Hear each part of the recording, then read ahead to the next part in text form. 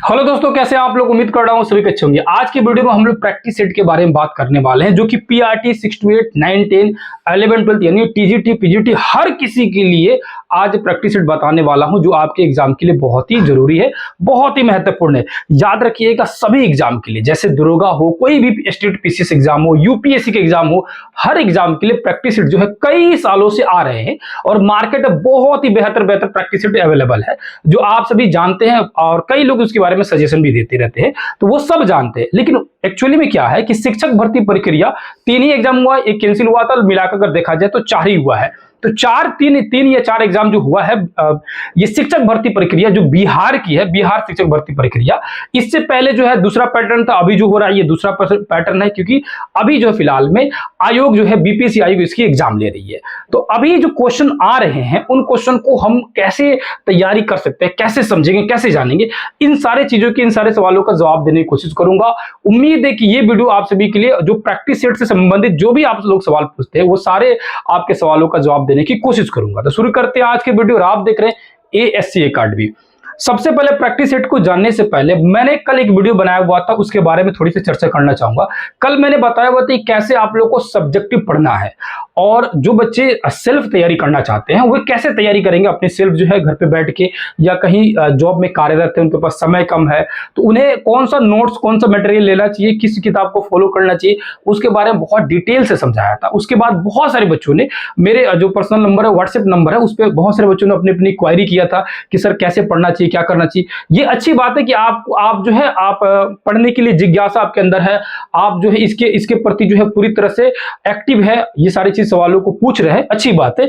तो मैंने जो कल बताया था उसमें कुछ बच्चों का डाउट रह गया था, जैसे बहुत सारे बच्चे फिर अगेन पूछ रहे थे, यही बात पूछ रहे थे कि कुछ क्वेश्चन जो आप बता रहे हैं जो बिहार बोर्ड में दिया गया है, बाकी किसी किताबों में नहीं दिया गया। जैसे एग्जाम्पल के तौर पर मैंने बताया था कि जो कांग्रेस पार्टी की जो स्थापना हुई थी, कांग्रेस समाजवादी पार्टी की, यानी सोशलिस्ट पार्टी की, उसकी स्थापना लूसेंट में दिया गया है, मई में दिया गया, मई 1934 में, जबकि बिहार बोर्ड किताबों में दिया गया कि अक्टूबर 1934। ये चीज एक गलत हुआ था। दूसरा जो है, मैंने कहा था कि गुलाम वंश का अंतिम शासक जो है, ये लूसेंट में दिया गया है कि क्यूमर्स है, जबकि बिहार बोर्ड कहता है कि नहीं, कैकुबाद है। ये वाला भी आयोग ने सही माना था। तीसरा क्वेश्चन देखा जाएगा तो भारत की जो तटीय रेखा की लंबाई जो है वो एनसीईआरटी में 7516.6 दिया गया है, तटीय सीमा रेखा की लंबाई, जबकि एससीईआरटी में 2 तरह से दिया गया, एक मुख्य भूमि के 6100 किलोमीटर और ओवरऑल टोटल भारत की जो सीमा रेखा है उसका 7516.6 दिया गया है। इसमें एग्जैक्ट बताया गया। जो लोग इस एग्जाम में इस तरह के क्वेश्चन से फेस किए होंगे,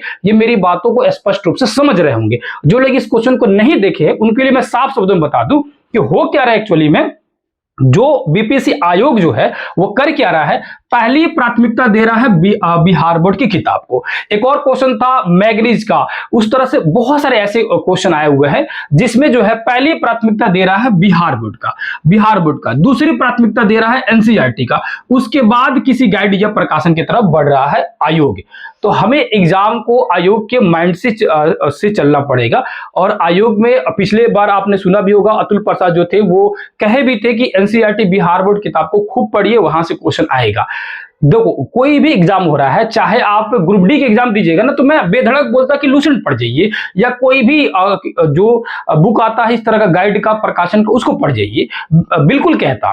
ग्रुप डी एग्जाम हो, सिपाही के एग्जाम हो, रेलवे के एग्जाम हो, तो हर एग्जाम की अपनी अपनी कला होती है, अपनी अपनी पैटर्न होता है। मैं बात कर रहा हूं शिक्षक भर्ती प्रक्रिया की, उसमें स्पष्ट मैं कह रहा हूं कि आप सभी, अगेन मैं बता रहा हूं कि बिहार बोर्ड किताब को पढ़िए, फिर उसके बाद एनसीईआरटी पढ़िए, फिर उसके बाद से आपकी इच्छा हो कोई भी गाइड, कोई भी प्रकाशन पढ़ने का, तो इस गाइड में कई तरह का गाइड है। अगर आप हमसे पूछेंगे तो महेश कुमार बर्णवाल का बुक आता है, बहुत बेहतर बुक होता है, वो अलग अलग सब्जेक्ट का भी आता है। जैसे इतिहास का एक सेपरेट बुक आता है जिसमें पूरी इतिहास होगा, एक भूगोल का सेपरेट बुक आता है जो पूरी भूगोल होगा, है कि नहीं है। जैसे मेरे पास में बहुत सारा बुक होगा, उसमें का बुक आपको दिखा सकता हूं, जो इतिहास का होगा और पूरी तरह से क्या होगा, भूगोल का बुक होगा। तो वो सारे के सारे बुक आप चाहे तो लेके पढ़ सकते हैं। यहां पर देखेंगे ये वाला आपको बुक दिख रहा है, जो ये बुक है भूगोल का बुक है जो महेश कुमार बंडवाल का, बहुत ही बेहतर बुक है। इसी तरह का इतिहास का भी बुक है, सेम इसी कलर का, और ये ग्रीन आपको दिख जाएगा और इसी तरह आपको दिख जाएगा। ये वाला बुक आप लोग को बहुत बेहतर बुक है। और इस बुक को यहाँ पर देखेंगे तो हम लोग एप्लीकेशन पर इस पूरे बुक को हाईलाइट करके बहुत बेहतरीन तरीका से यहाँ पर देखेंगे, पूरा पेज बाई पेज हाईलाइट किया गया है। ऐसे यहाँ पर पढ़ाया जाता है, पूरी डिटेल से पढ़ाया जाता है। तो ये आप चाहें तो सेल्फ स्टडी कर सकते हैं, पढ़ सकते हैं, या आप अपने एप्लीकेशन से किसी भी कोर्स से जुड़कर पढ़ सकते हैं। चाहे कहीं भी आप बैच लीजिए या सेल्फ पढ़िए, जैसे पढ़िए। मेरे कहने का मतलब है कि आप पढ़िए बिहार बोर्ड की किताब को, उसके बाद एनसीईआरटी को, उसके बाद गाइड में अगर जाना होगा तो महेश कुमार बंडवाल का बुक पढ़िएगा, बिल्कुल बहुत अच्छा है। ये वाला जो है जो गाइड बुक जो है वो 6 to 8, 9, 10, 11, 12 वालों को बहुत बेहतर काम आएगा। और जिनका पीआरटी है 1 to 5 है, उनके लिए एक महेश कुमार बंडवाल का ही एक बुक आता है जिसमें ऑल सब्जेक्ट होता है। क्या होता है? ऑल सब्जेक्ट आता है, एक ही बुक में ऑल सब्जेक्ट आता है, ठीक है।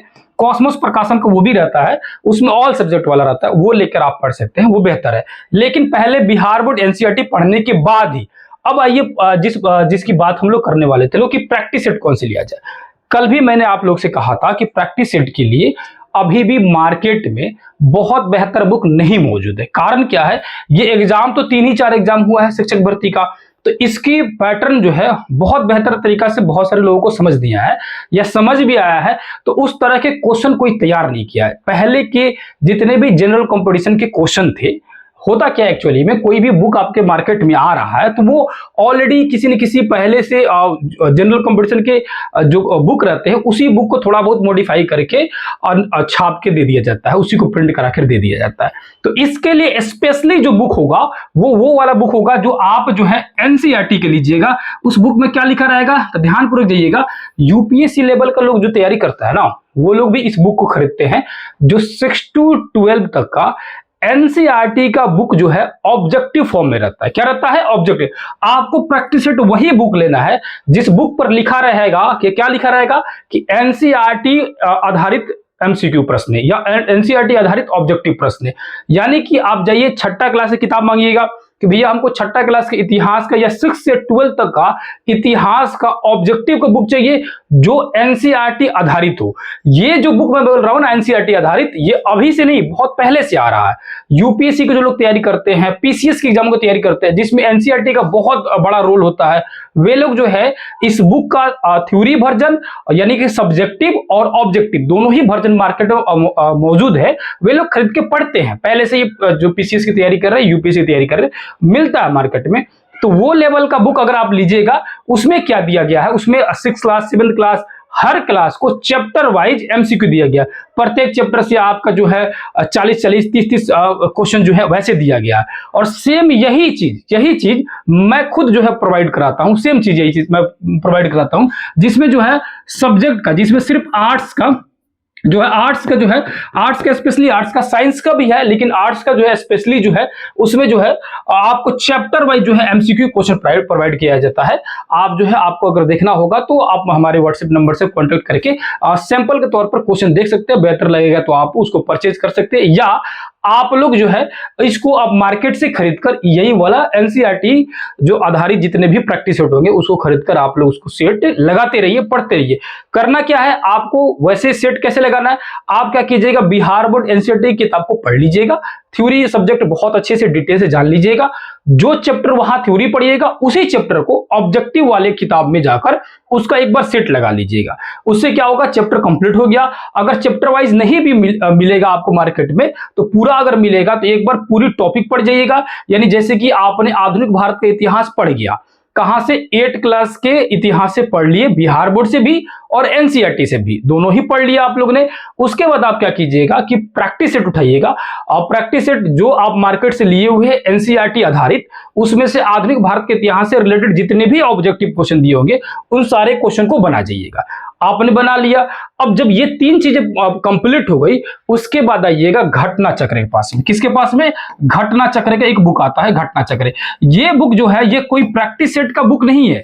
ये बुक जो आता है ये स्पेशली इसलिए आता है, ये इस बुक में पूरा प्रीवियस ईयर क्वेश्चन दिया गया था, यानी पीवाईक्यू, जिसका नाम होता है घटना चक्र, और बीच में हेडिंग में लिखा गया रहेगा पूर्वावलोकन। यानी कि पूर्व में जितने भी क्वेश्चन दिए गए हैं उसको आप देखिए, आप जानिए कि आयोग जो है किस तरह से क्वेश्चन पूछता है, आयोग जो है क्वेश्चन को कैसे सेट करता है, उसको कितना डिफिकल्ट बनाता है, कोई क्वेश्चन को कितना तोड़ता मरोड़ता है।